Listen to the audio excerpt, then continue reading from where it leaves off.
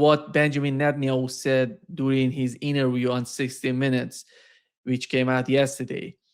And he was asked, is the war with Iran over? And if it isn't, who will decide when it is? And he said that I think it accomplished a great deal, but it's not over because there is still nuclear material, enriched uranium, that has to be taken out of Iran. This is still, there is still enrichment sites that need to be dismantled, and there is still proxies that Iran support, ballistic missile, they still want to produce. You know, looking at the way that he's picturing this situation right now, he said that it accomplished a lot. What did it accomplish so far? Because I don't see the uranium. They're going to get the uranium, or when it comes to the nuclear program of Iran, the acts of resistance. Currently, this war started because it's all about disarming Hamas, Hezbollah. That's not happening anymore. And Iran today is different from what it was before this war started. I don't know the assessment on the part of Israelis, but I don't see Israel or the United States gaining anything through this war against Iran. Your understanding and the way that Netanyahu is trying to say, on one side, it accomplished a lot. On the other hand, it brings out all those main, sort of rhetorics they had before this war started. Well, first of all, we have to remember that this is the fourth attack of Israel against Iran in the last 2 years. And that means that with even this case, we have a real war happening between the US, Israel, and Iran, meaning that the only accomplishment I can see from this war is to convince the Iranians that they need a powerful deterrent. That's what they have done. And because so far, and I would say even before last year, I would say, there was a sense that things could be solved through negotiation, through diplomacy, and through good relation. In particular, the JCPOA was an example of that.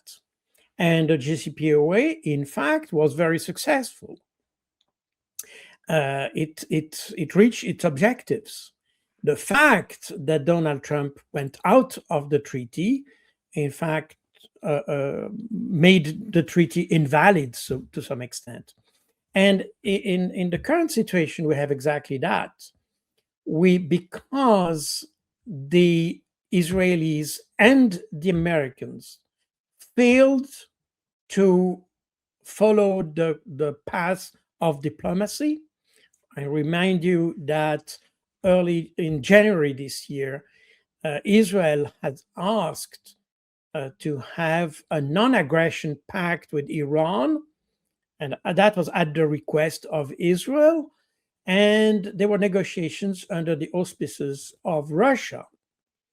Later in February, you had another set of negotiations between the US and Iran regarding the issue of a nuclear issue. So we had two negotiations proceeding as the Israelis and the Americans started their war against Iran end of February, meaning that those two countries, Israel and the US, undermined the diplomatic process they started. So meaning that for Iranians, the solving a problem through diplomacy, through negotiation, has become something extremely suspicious. They don't trust neither the Israelis. I mean, I'm not sure they trusted the Israelis very much before, but this time it was very clear that you cannot trust the Israelis and you cannot trust the Americans either. And remember, that's not the first time. We had on the three previous instances where you had the Americans and the Israelis, by the way, attacking in the middle of the negotiation process that was previously regarding Palestine and all that. So, meaning that these Iranians now definitely that the diplomatic process is not will not lead to a solution, and they need to have something that, in fact, they need to coerce both the Israelis and the Americans into a peace process. But they have to coerce that. And besides of this, they also need to protect themselves. And there's no other way to protect themselves since diplomacy doesn't work. Then they have, and even if they have a treaty, by the way, as in the JCPOA, they had a treaty about enrichment of uranium and things like that. But then you have one party, namely the US, who withdraws from the treaty, and therefore the treaty is not valid anymore. So, what's the point signing a treaty when you know that your partner may exit the treaty at any time? So, the only plausible or possible solution to solve this situation is to have a powerful deterrent.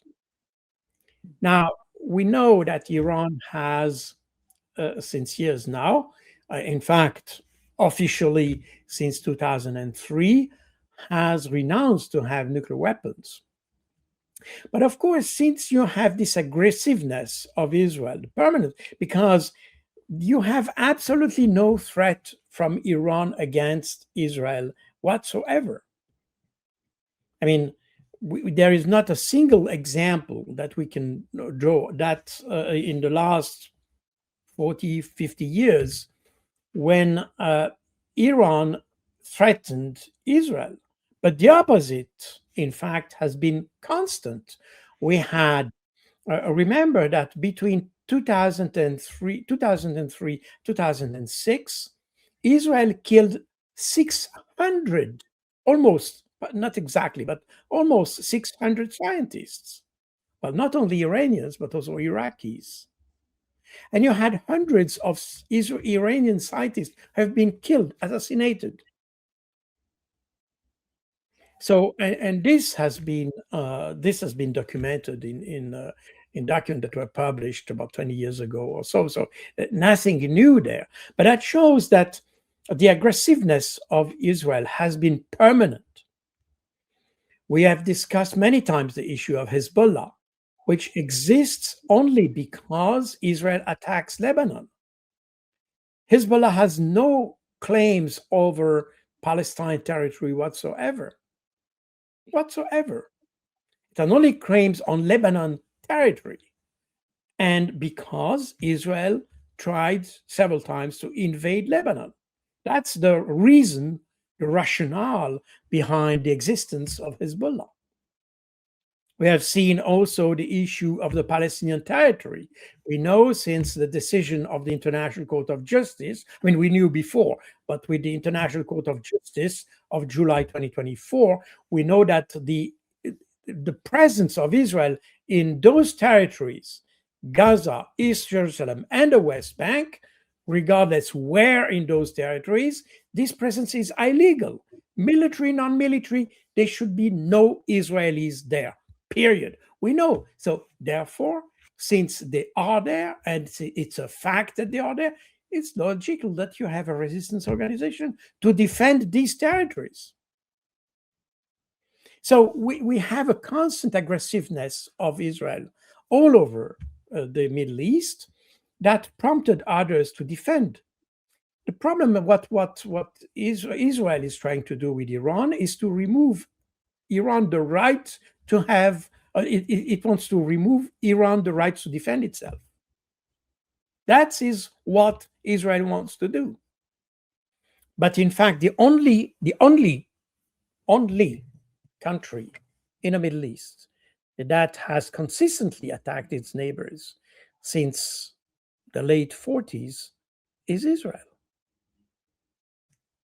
So there is a very strong incentive for Iran to keep a powerful deterrent. Now, as we said before, Iran, sorry, has renounced to the nuclear weapon, but it has its missiles. And in fact, it is the technology it developed with the hypersonic missiles and other technologies that creates a deterrent now. That that's its deterrence policy. And now, of course, Israel would like Iran to disband its missiles. They want Iran to remove any kind of deterrent solution. An additional deterrent that is under discussion now is, of course, the use of, but that's mostly valid against the U.S. is, of course, the Strait of Hormuz that used to be free, and before February this year, the traffic through the strait was absolutely free. But today, as we have a situation now, not just with the US and Israel, by the way, but with all the GCC countries that participated to the aggression against Iran. Therefore, for Iran, the limitation of the Strait of Hormuz is not just a matter of national pride or some kind of policy, it's just a matter of self preservation, because you cannot allow the adverse, your enemy, to use their navies inside of the Persian Gulf in order to strike at you. And that's exactly what the US tried to do by trying to force their way into the Persian Gulf with a couple of warships just a couple of days ago. So the idea that this Strait of Hormuz needs to be managed, as it was said by Foreign Minister Arakchi, has to be managed in order to prevent the US to militarize the Persian Gulf and to militarize the Hormuz Strait. So the Israelis, the US and the GCC, in fact, created a situation in which Iran is constrained to manage this strait because it has been attacked. Once those countries make a declaration that they are at peace with Iran, that they have no intention whatsoever to support any further attack against Iran, probably the situation may evolve from that point. But at this stage, I think it just makes sense from the Iranian side to prevent any use and any military use of the Persian Gulf and of the Strait of Hormuz. By the same token, of course, they can exert a pressure on the Western economies, including, of course, the U.S. economy, in order to force the U.S. to engage into some kind of dialogue, or at least a treaty that solves the conflict once for all. This is also something that is very important to understand. Iranian, and this is a very similar situation to the one we have in Ukraine. I have mentioned that a couple of times. The Russians and the Iranians don't want a ceasefire, they want a solution. The ceasefire is a temporary measure, and that's not what the Iranians want. They want a permanent solution. That means they need a commitment from the US to stop trying to solve the problem with militarily, and to have a commitment from the US that any further discussion and conflict that may arise in the future may be solved through diplomatic means and not through direct action as they have done so far. So it's a situation that has been created from scratch by the US, because everything we know from the rationale, the official US rationale behind the conflict, such as nuclear bombs. So we know, and even the US intelligence said that Iran didn't want to have a bomb. So what's the purpose of this conflict? We knew they didn't want a bomb. We knew they didn't have any capability or capacity to produce it in a short term, at least. I mean, they probably have the intellectual capacity to make it, or capability to make it, but we know that also that they didn't want, they had no intention to do it. We also know that regardless of what we read in the European media, the enrichment has never reached the military grade type of uranium, and all the enrichment activities of Iran has been within the limits of the non-proliferation treaty. Based on that, the best way to achieve a strategic success, or achieve security, if you look at it from the Israeli point of view, the best way is to have good relation with Iran, and not to create an incentive for them to go beyond what they have done so far. But there was so far absolutely no way. I've never seen any document, declaration whatsoever from the Iranian government that they wanted to go beyond the provisions of the NPT. So the whole purpose of this conflict is just a fantasy. But this is exactly what we hear from Netanyahu on the 7th of October 2023. It was an attempt to destroy Israel and to make a genocide, even, they said. Well, I'm not sure with the handful of fighters of the Hamas if you are able to make a genocide, but that's what the Israelis said. So we just create or tell lies, to justify operations, and then they get caught in their lies. That's exactly what we have now. Carol, we've learned that the British government, together with France, they're trying to send aircraft carrier to the region to help the United States. And on the other hand, Macron, after Iran's threat to hit French ship if they enter the Strait of Hormuz, he said France has never considered deploying warship in the Strait of Hormuz for now. But the other reports show that the French aircraft carrier Charles de Gaulle was spotted in the Red Sea on May 8th. And what is happening with the case of Europe, and how far they would go to help the United States with the case of the Strait of Hormuz? Well, in fact, after the threat issued by the Iranian government, Emmanuel Macron responded as he was in a press conference in Kenya, if I'm not wrong.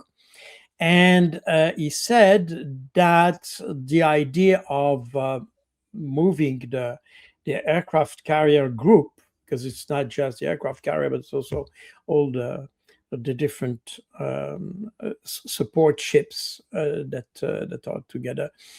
And the idea was to pre-position the Charles de Gaulle in the area, I mean the Indian Ocean. You never know with Emmanuel Macron. You remember that he has said exactly the same thing regarding Ukraine. He wanted to deploy a contingent in Ukraine, but not for fighting, but just in the case there is an agreement. And it's exactly the same thing here. He's just wanted to send the Charles de Gaulle, not to use it, but just to make it ready in case there is an agreement. This is Emmanuel Macron. Again, we are kind of facing a kind of a childish foreign policy actor, where you don't even understand what's the purpose. Oh, sorry for interrupting you. Sorry for interrupting you, because we, as you've mentioned, is the same sort of mindset in Ukraine and right now against Iran. If they reach an agreement, why do they need the French soldiers to be in Ukraine? Why do they need the French aircraft carrier to be in the region? That's exactly what I wanted to say. I mean, if there is an agreement, this agreement will be between the US and Iran. What the French are doing in that equation, I don't understand.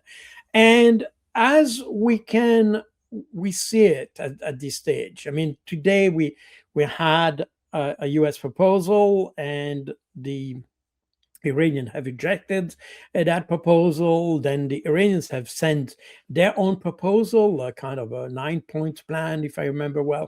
In any case, this was also rejected yesterday by the Trump administration. So as of today, we have two parties that have their own proposals. These proposals are, I mean, unacceptable for the adverse party, and therefore there is no agreement. But the interesting thing is that is regardless of who accepts which proposal, we understand, and that's I think I could say a common understanding in the West, that Iran has the upper hand in that issue, and that the US, they can do some bravado here and claim whatever they want. The fact of the matter is that they haven't reached any of the objectives. They have they have suffered a lot of damages, and every day we learn more about the damages they suffered. We don't know much about Israel because they don't even dare to show their damages, because apparently they have been quite severe, although we don't hear any civilian casualties. And that's very interesting. In any case, what we see is that Iran has a much clever approach to the conflict, has in fact reached its objective while the US and Israel haven't. Meaning that, again, I don't have any crystal ball at this stage, but I mean, at this stage, I don't have any crystal ball, period. But we can assume that probably Iran in some way will prevail. And if they prevail, I don't see how France could enter the equation here. And that's exactly the same thing between Russia and Ukraine. Uh, Russia has clearly the upper hand, and that makes the Europeans and Ukraine very uncomfortable to engage in negotiation because they know they have no cards. And this, so therefore, how come a French contingent could enter the equation if there is some they want to impose the Russians some kind of peacekeeping force? And assuming the Iranians and the Russians would accept a peacekeeping force, why would they take a peacekeeping force made up of their enemies or adverse forces? I mean, I can assume that if I were a negotiator in Russia or in Iran, if I would accept a peacekeeping force, this must be a neutral and impartial force, maybe made up, I don't know, Kenyan Navy or Tanzanian Navy, or maybe Indian Navy, maybe, or things like that. But why would you select to have the French as peacekeepers while they are a party in the conflict? So this is completely delusional. I mean, a peacekeeping force, and I remind you that I was have the head of the policy and doctrine of peacekeeping operations in the UN. The characteristics of a peacekeeping force is that it must be neutral and impartial. It can't be a party of the conflict in any way. So even if there would be an agreement to have a peacekeeping force, there's absolutely no chance that the French would be part of it. So, but again, this is part of this kind of bravado that you have in France. Macron wants to show that he is an important actor, that he can do something. In fact, he achieves absolutely nothing. I think he would be better inspired if he would take care of his own country before taking care of the countries of others. And that would be probably the safest advice for him. So I don't understand the rationale behind, but it's exactly the same with Russia, with Russia and Ukraine. Why would Russia accept a contingent made up with British and French troops? They're already there to fight the Russians. So why would you take them as peacekeepers? But it Good doesn't make question. any sense. This is where you see that the Western diplomacy is totally failing. This is a childish people with absolutely no thinking whatsoever.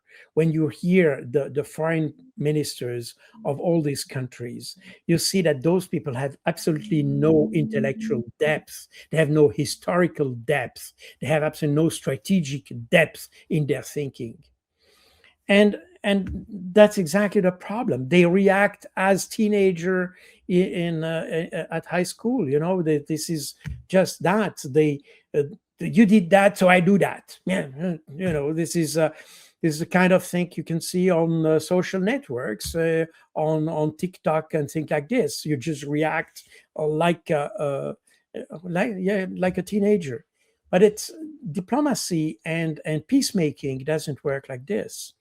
And I don't see here, unless Macron wants to show how strong he is, and he may then use force against Iran just to show that he is in charge of something. Um, but when it comes to part of a peacekeeping force, I don't see it. If it's a rational process, I don't see France playing any role in this issue.